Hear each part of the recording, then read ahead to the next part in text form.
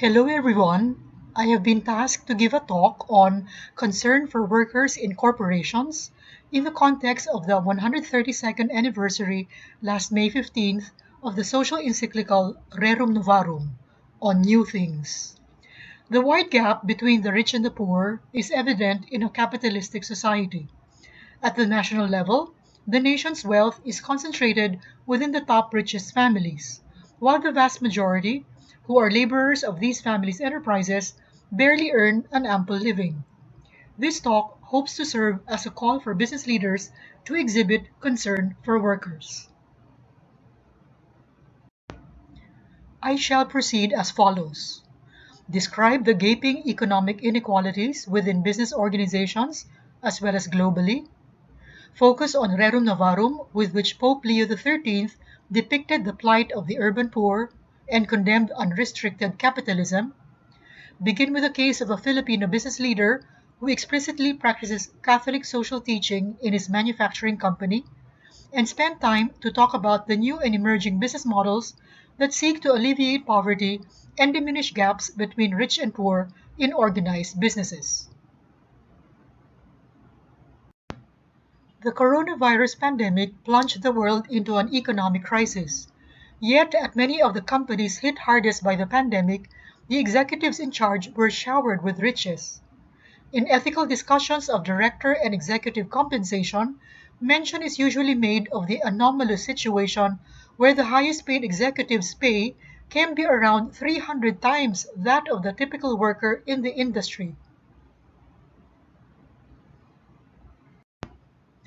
In the book The End of Poverty, Jeffrey Sachs argues that extreme poverty, defined by the World Bank as incomes of less than $1 per day, can be eliminated globally through carefully planned development aid. Extreme poverty often afflicts significant parts of a population. Economic growth is rarely uniformly distributed across a country. But whatever the case, businesses and business leaders have a crucial role to play in diminishing this gap between rich and poor, between employers and employees. Opening with a description of the grievances of the working classes, Rerum Novarum proceeds to refute the false theories of the socialists and to defend the right of private ownership. The true remedy is to be found in the combined action of the church, the state, the employer, and the employed. The church is properly interested in the social question because of its religious and moral aspects. The state has the right and the duty to intervene because of justice and individual and social well-being. And employers and workers should organize into both mixed and separate associations for mutual protection and for self-protection. Of primary concern is the need for some amelioration of the misery and wretchedness pressing so unjustly on the majority of the working class. From the start of business in 1982, San Jose Kitchen Cabinets Manufacturing was already sharing profits with employees. Although this practice is not common, Mr. Oscar Chan, founder and manager, had always been of the belief that profit sharing will contribute in making a society of justice, love, and peace. The profit share percentage of employees was arbitrary until in 1987 Mr. Chan realized that in any economic activity or business enterprise, there are always two partners, labor and capital, and one cannot exist without the other.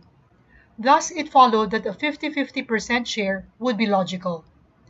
After deducting all the expenses, salaries, and inflation maintenance allowance or IMA from the revenues, the company arrives at the net profit.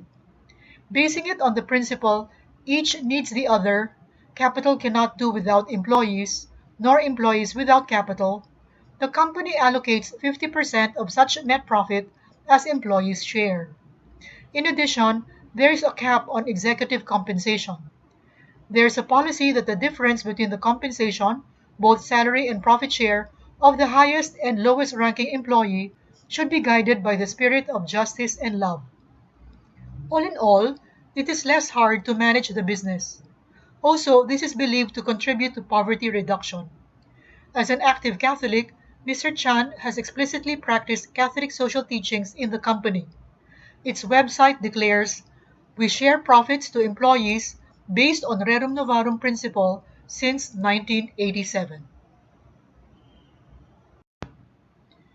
In the remainder of this presentation, I shall talk about the emerging business and economic models whereby companies and entrepreneurs are able to follow Catholic social teachings and help in poverty alleviation.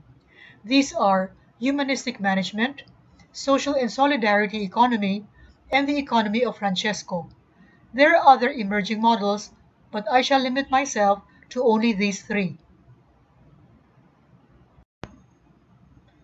First, humanistic management. Humanistic management is a distinct perspective which focuses on the intrinsic value of human beings as humans first and foremost. Humanistic management aims to create a more balanced relationship between those things that can be exchanged on markets and those that are not, but make life worthwhile.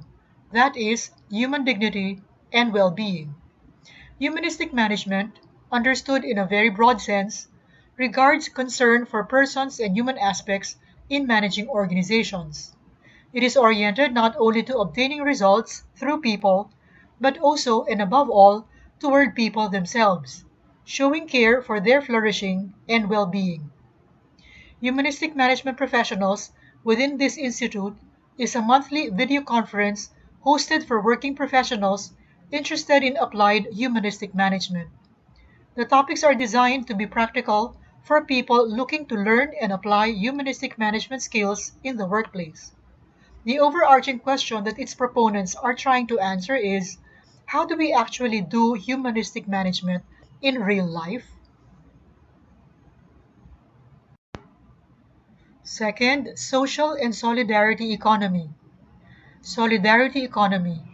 In the last 2 decades or so, the concept of solidarity economy has arisen as an ethically superior economic system centered on the values of justice, equity, freedom, fraternity, community, and sustainability.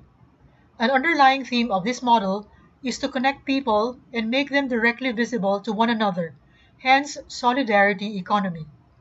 The special rationale of this movement is that it is founded on cooperation, self-management, and mutuality. Other elements of the solidarity economy could be characterized as economic alternatives, such as cooperatives, land trusts, local currencies, community-supported agriculture, social investment funds, participatory budgeting, eco-industrialization, and the commons movement. Third, the economy of Francesco. In May 2019, Pope Francis wrote in a letter, "I am writing to invite you to take part in an initiative very close to my heart, an event that will allow me to encounter young men and women studying economics and interested in a different kind of economy, one that brings life, not death, one that is inclusive and not exclusive, humane and not dehumanizing, one that cares for the environment and does not despoil it. An event that will help bring us together and allow us to meet one another and eventually enter into a covenant to change today's economy and to give a soul to the economy of tomorrow." From November 19th to 21st, 2020, thousands of young people from all over the world, entrepreneurs, students, researchers, teachers, answered Pope Francis's call, meeting online to share ideas and projects during the Economy of Francesco event. The basic idea is to make the economy capable of building a new humanity in the deep dynamics of happiness that God the Father wants for His children, who are called to be brothers in this enterprise. Pope Francis had stressed that it is necessary to exercise fraternity and solidarity in the development of new business and economic models that seek to alleviate poverty and bridge the gap between rich and poor. The economy of Francesco desires a new economy that is more just, sustainable, and solidarity based. That is, more communal and more inclusive.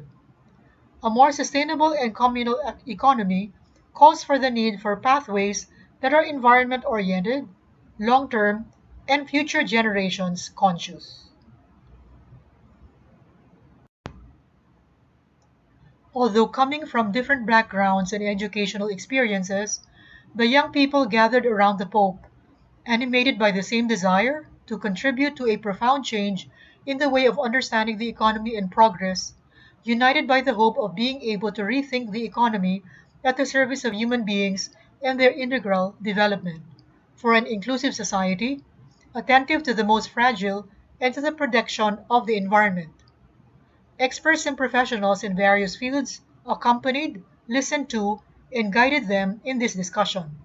The reflections were conducted by thematic areas in 12 so-called villages: management and giving, finance and humanity, work and care, agriculture and justice, energy and poverty, business and peace, economy and women, CO2 of inequalities, vocation and profit, enterprises in transition, life and lifestyles, policies meaning politics, and happiness. The threads of the 3 days of work were reunited not only in open and common denunciation of the problems related to the current economic system, but more importantly, in many paths of hope that can be traveled to change its meaning and direction. To cite a few directly from the participants' final statement of commitment, they include overcoming the culture of waste, custodianship of the commons, global communion of technologies, decent work for all and gender equality, quality education, and finally, the creation of new democratic and inclusive financial institutions. And now, actual examples. Aside from San Jose Cabinet's manufacturing, as a perfect example of the practice of Catholic social teachings in the company, Pandayan Bookshop can be given as an example of the practice of humanistic management. Pandayan Bookshop was originally conceived with a vision to help forge the minds and hearts of young people, hence the word Pandayan, which refers to a blacksmith's shop. It evolved from the Cabo-chan family-owned CVC supermarket, a Caloocan City supermarket founded in 1956. On July 5, 1993, the first Pandayan store began operating as a separate corporation. As a business experiment, Pandayan is an attempt to show that business can be a socio-economic tool to bridge the gap between workers and owners, and thereby contribute to national development. An innovative compensation program gives Pandayan associates a greater share of the profits compared to most other business establishments. Incentives for employees include empowerment in the pursuit of their dreams. One time, bookstore clerks pooled their own money upon overhearing two young siblings who didn't have enough to pay for an item they needed. There was another instance when a store executive offered to subsidize the purchase of a good quality scientific calculator for a cash-short teacher about to take her licensure exam. Managing Director Gerardo Cabochan Jr. or Jun Cabochan says there are many more stories like these in Pandayan Bookshop, where generosity is prevalent among employees, spurred by malasakit or compassion and a sense of empowerment to solve others' problems. On this slide, I describe two out of the many solidarity economy initiatives in the Philippines. Buklod Tao, San Mateo, Rizal. This is a community-based, women-led organization of workers in the informal economy which strengthen food security, enhance livelihoods in peri-urban areas through solidarity economy initiatives, and advance women's empowerment as they respond to disasters arising from climate change. Negros Occidental, a community-based enterprise (CBE), was able to assist more than 300 households, members of 11 different villages, in increasing their income through collective production and marketing system. The achievements of Gawad Kalinga have been remarkable, to say the least. Just 15 years after it started in 1995, GK had built close to 200,000 houses in more than 2,000 GK villages in poor communities all over the country for a fraction of the cost of the government's own subsidized and low-cost housing programs. Gawad Kalinga, or GK, has gone a long way since its initial years in Bagong Silang.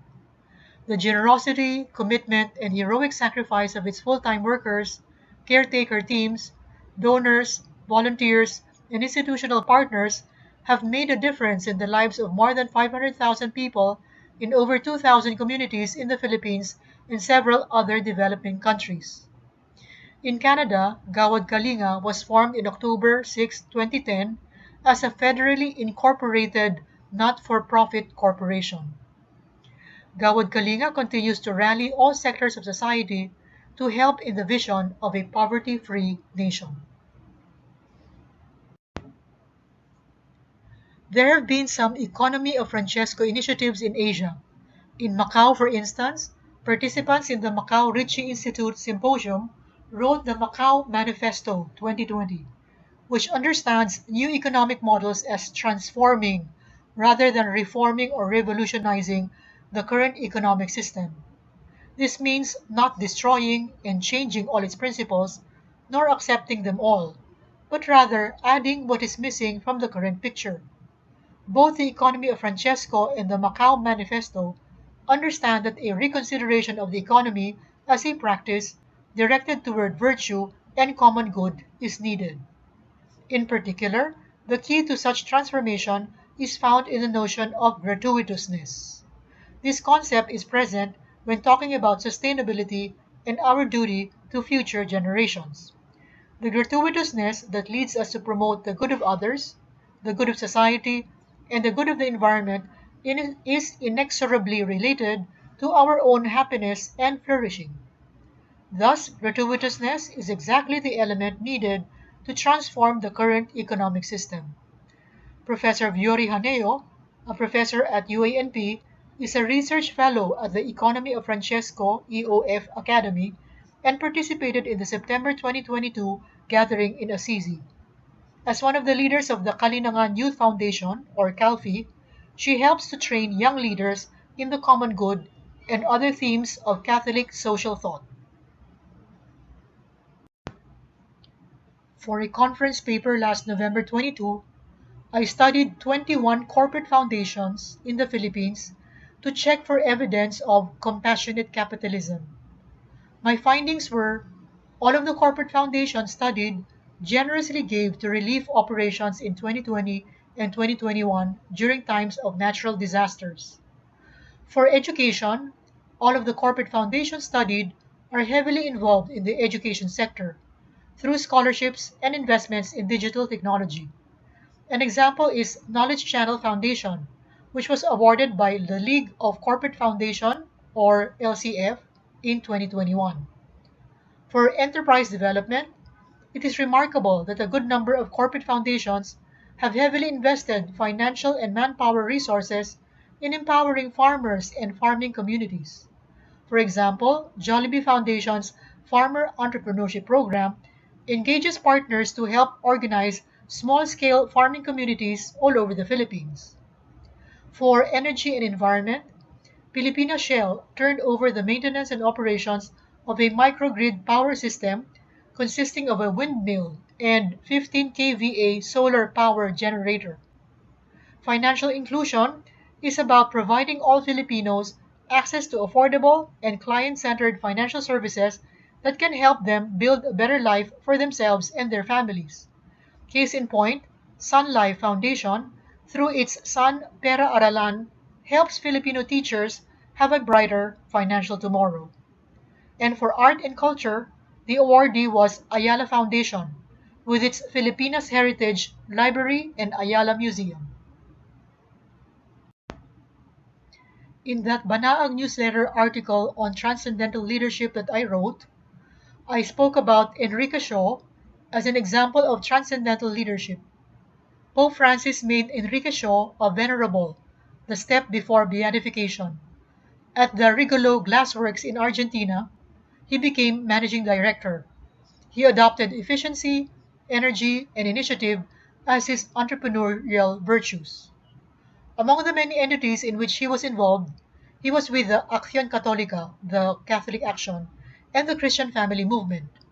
Together with other businessmen, he participated in the organization of Aid to Post-War Europe, promoted by the Argentine Episcopate in 1946, responding to the call of Pius XII, and he tried to create an entity for businessmen to be more Christian. In 1952, he founded the Christian Association of Business Leaders, ACDE, and in intense evangelizing action directed to the country and Latin America, he promoted the entry to the International Christian Union of Business Leaders. The acronym is UNIAPAC. Inspired by the formation he received at the Harvard Business School, Enrique Shaw also helped found his country's Pontifical University. In 1961, he became the president of the Men of Catholic Action. Additionally, he was a speaker at the World Congress of UNIAPAC held in Chile. At his company, Shaw established a pension fund and a healthcare system to benefit the 3,400 workers, offering medical service, financial support in case of illness, and loans for important life events such as marriage, birth, and death. In 1957, he was diagnosed with incurable cancer, yet he accepted the trial with Christian serenity. Some 260 of his employees donated blood to help the man who knew them by name, who often asked about their families, and who always had a little notebook in hand to write down any specific requests an employee might have.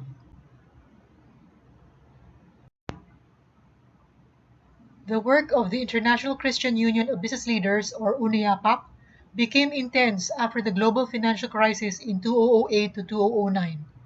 The Church's dicastery for promoting integral human development, along with the University of St. Thomas's John A. Ryan Institute for Catholic Social Thought, put out the document The Vocation of the Business Leader, a Reflection, in the year 2012. Now in its fifth edition, it has come to be a handbook or guide for businessmen and women and business educators to address the important role of vocation for the business leader in today's global economy and the contribution of the Church's social principles for the modern corporation. Some of the basic concepts and elements proposed by Vocation of Business Leader are integral human development, fraternity and solidarity, human dignity, common good, principle of subsidiarity, practical wisdom, framework for judging, good goods, good work, good wealth, and business as a communio personarum, a community of persons. In the words of the encyclical Rerum Novarum of 1891, the misery and wretchedness pressing so unjustly on the majority of the working classes cries out for amelioration. In the face of this, the Church could not be silent, even if it meant going beyond its normal comfort zone to speak of these new things. In his trip to the Philippines in 2015, with the theme Mercy and Compassion, Pope Francis went to the Manila Cathedral to lead the Holy Mass after the welcome ceremonies and speeches in Malacanang.